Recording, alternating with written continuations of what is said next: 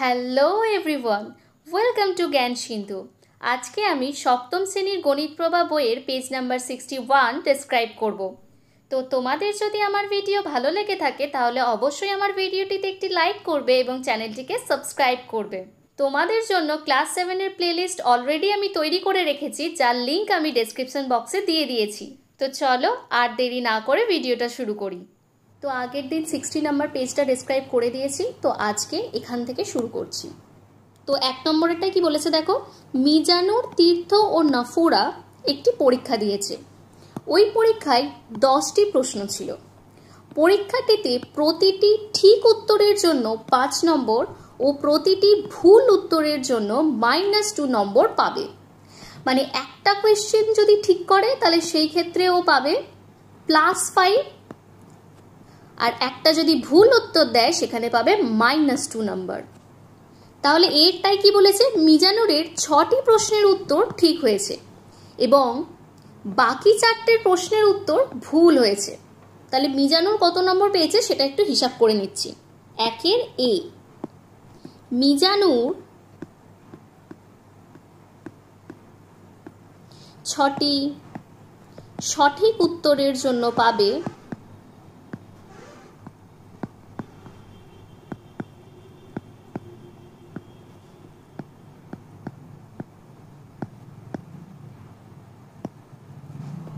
6 গুণ 5 সমান 30 নম্বর।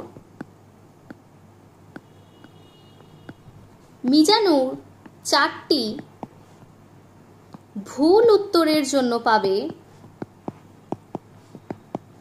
4 গুণ -2 সমান -8 নম্বর। অতএব মিজানুর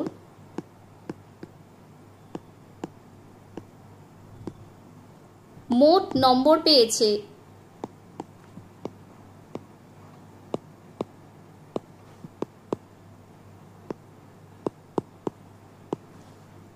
30 প্লাস -8 সমান 22 নম্বর।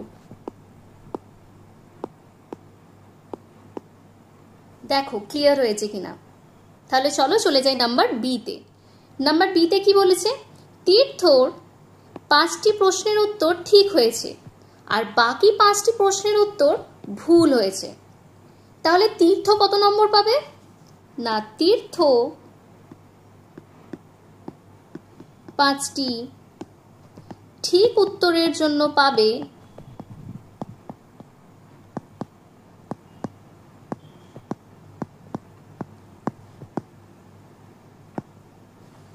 5 গুণ 5 সমান 25 নম্বর।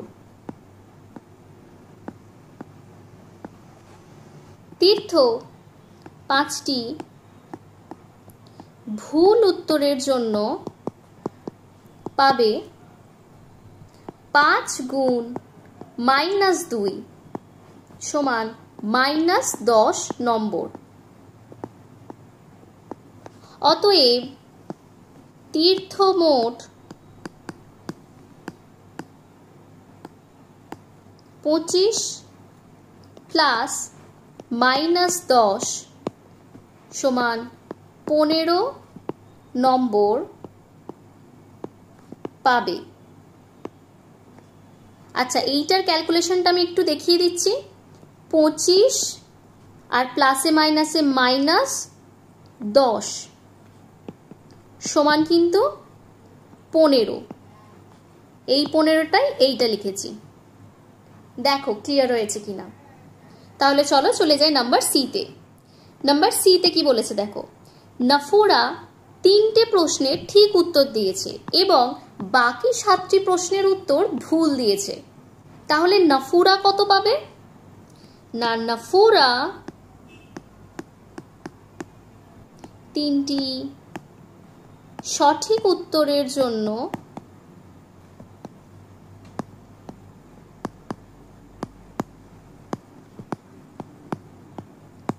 পাবে 3 গুণ 5 কারণ একটা সঠিক উত্তরের জন্য 5 নম্বর করে পাচ্ছে, সমান 5 3 15 নম্বর। আর নাফুরা 7টি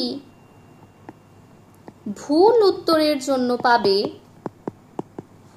7 গুণ -2 সমান -14 নম্বর। কারণ একটা ভুল উত্তরের জন্য -2 করে পাচ্ছে। অতএব নাফুরা মোট 15 প্লাস -14 সমান +1 নম্বর পাবে। দেখো ক্লিয়ার হয়েছে কিনা। তাহলে চলো এবার চলে যাই নাম্বার 2-তে। তাহলে কি বলেছে এখানে, একটি ফার্নিচারের দোকানে এই মাসে 15টি কাঠের আলমারি বিক্রি হয়েছে।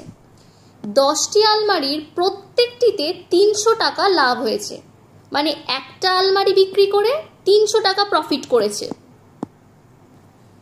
কিন্তু বাকি 5টি আলমারিতে মোট 200 টাকা ক্ষতি হয়েছে, মানে টোটাল 15টা আলমারি আছে, তার মধ্যে 10টা আলমারি কিন্তু বিক্রি করে 300 টাকা করে প্রফিট করেছে, আর বাকি 5টা যে কটা ছিল সেই 5টাতে প্রত্যেকটিতে 200 করে ক্ষতি করেছে। এখন প্রশ্ন করেছে ওই দোকানের মালিকের এই মাসে আলমারি বিক্রি করে কত টাকা লাভ বা ক্ষতি হয়েছে হিসাব করি। এই প্রত্যেক মানে কিন্তু এক, মানে একটা আলমারির কথা বলছি।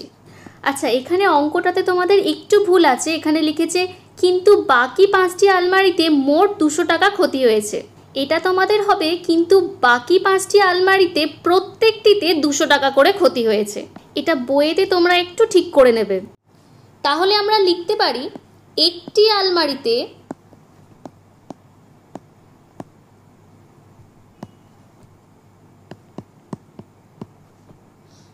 লাভ করেছেন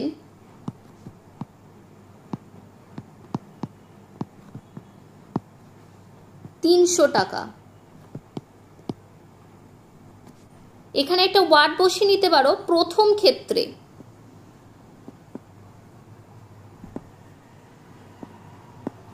এবং 10টি আলমারিতে লাভ করেছেন 300 গুণ 10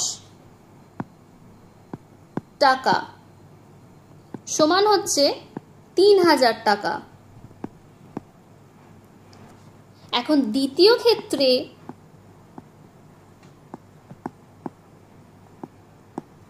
একটি আলমারিতে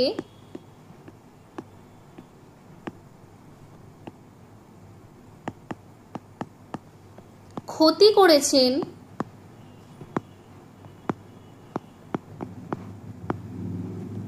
200 টাকা। এই লাইনটা কি আমি আবার লিখতে পারি একটি আলমারিতে লাভ হয়েছে বা লাভ করেছেন -200 টাকা। যদি আমি ক্ষতি লিখি সেখানে লিখব 200 টাকা, আর ক্ষতির জায়গায় যদি অপোজিট ওয়ার্ড লাভ লিখি সেই ক্ষেত্রে আমি লিখব -200 টাকা। এখন 5টি আলমারিতে লাভ করেছেন 5 গুণ -200 টাকা সমান 1000 টাকা -1000 টাকা।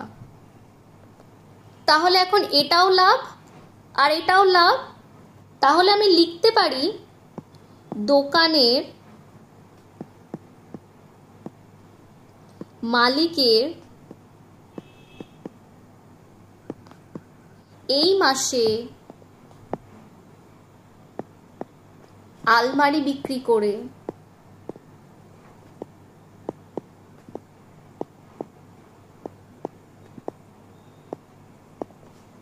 লাভ হয়েছে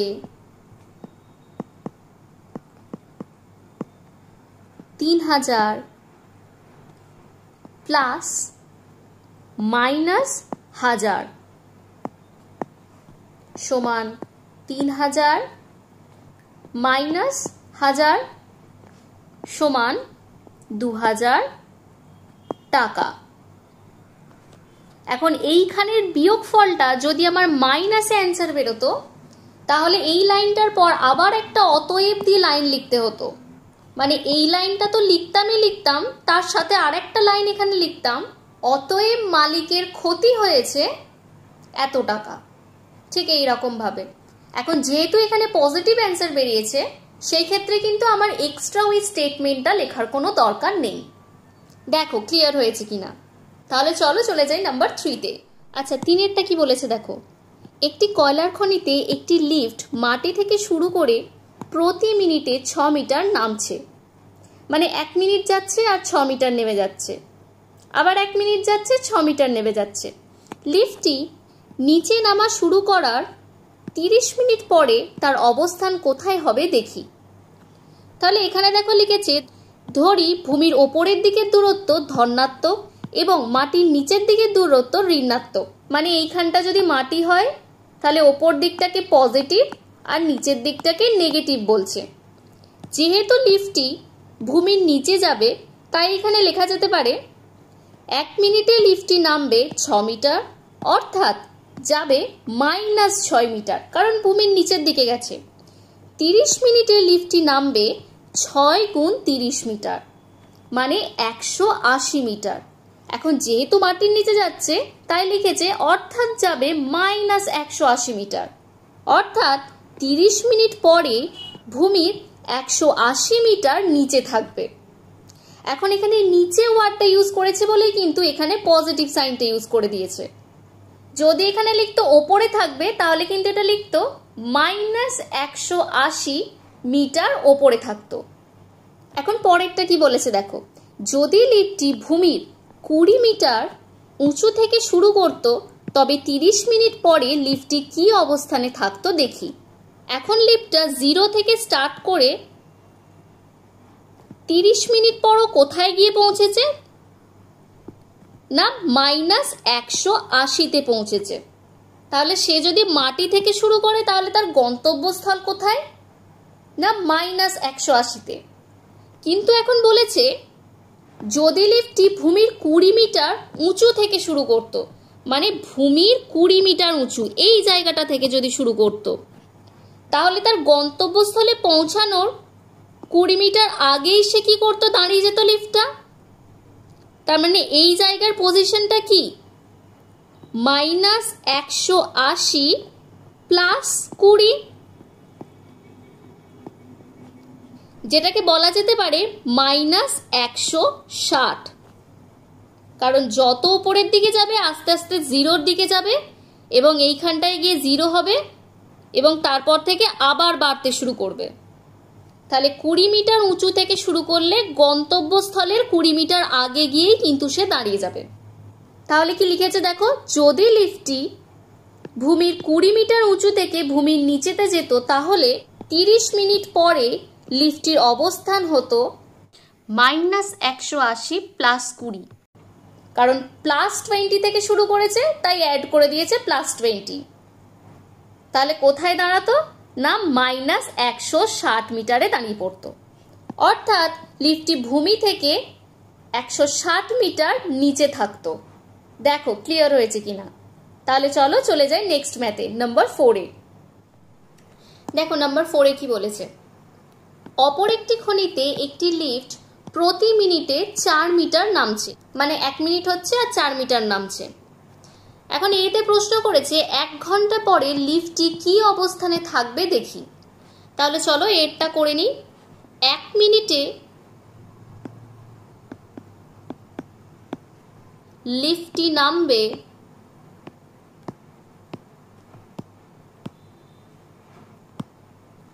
4 মিটার, অর্থাৎ বলতে পারি যাবে -4 মিটার, যেহেতু মাটির নিচে যাচ্ছে তাই। এখন জিজ্ঞাসা করেছে 1 ঘন্টা পরে। 1 ঘন্টা মানে আমরা কি জানি 60 মিনিট। তাহলে 60 মিনিটে লিফটটি নামবে 60 গুণ 4, সমান হচ্ছে 24 মানে 240 মিটার। অর্থাৎ বলতে পারি যাবে -240 মিটার। যেহেতু নিচে যাচ্ছে। এখন নাম্বার বি তে কি বলেছে দেখো, যদি লিফটটি ভূমির 15 মিটার উপর থেকে নামতো তবে 30 মিনিট পরে লিফটটি কোথায় থাকতো হিসাব করি। এখানে চেয়েছে 30 মিনিট। আমরা এই এর অঙ্কটাতে বার করেছি 1 ঘন্টায়, মানে 60 মিনিটে কতটা নামবে।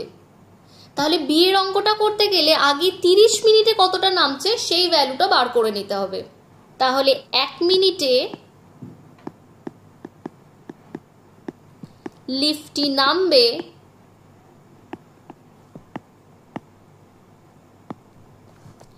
4 মিটার। 30 মিনিটে লিফটটি নামবে 30 গুণ 4 সমান হচ্ছে 120 মিটার। অর্থাৎ বলতে পারি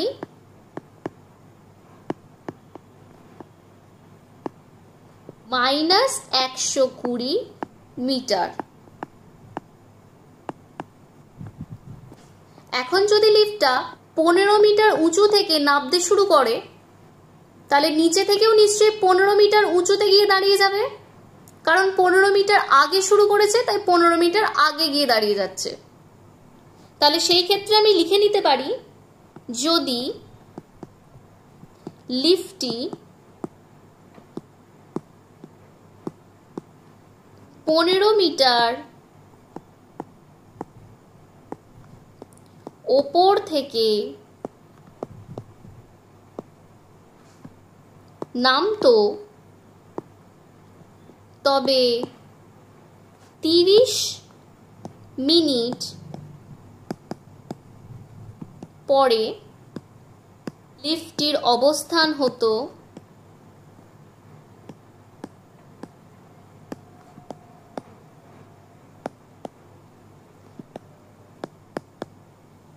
-120 প্লাস 15, মানে নিচের -120তে পৌঁছানোর 15 মিটার আগেই কিন্তু লিফটটা থেমে যেত। -120 প্লাস 15 মানে হচ্ছে কত, -105 মিটার। মানে এইখানটা হচ্ছে -105 মিটার।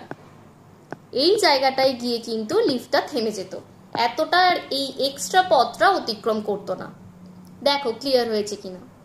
তো আজকে আমি 61 নাম্বার পেজটা ডেসক্রাইব করে দিলাম, পরের দিন 62 নাম্বার পেজটা ডেসক্রাইব করে দেব। তো তোমাদের যদি আমার ভিডিও ভালো লেগে থাকে তাহলে অবশ্যই ভিডিওটিতে একটি লাইক করবে এবং চ্যানেলটিকে সাবস্ক্রাইব করবে। তো আজকের জন্য এইটুকুই, দেখা হচ্ছে নেক্সট ক্লাসে।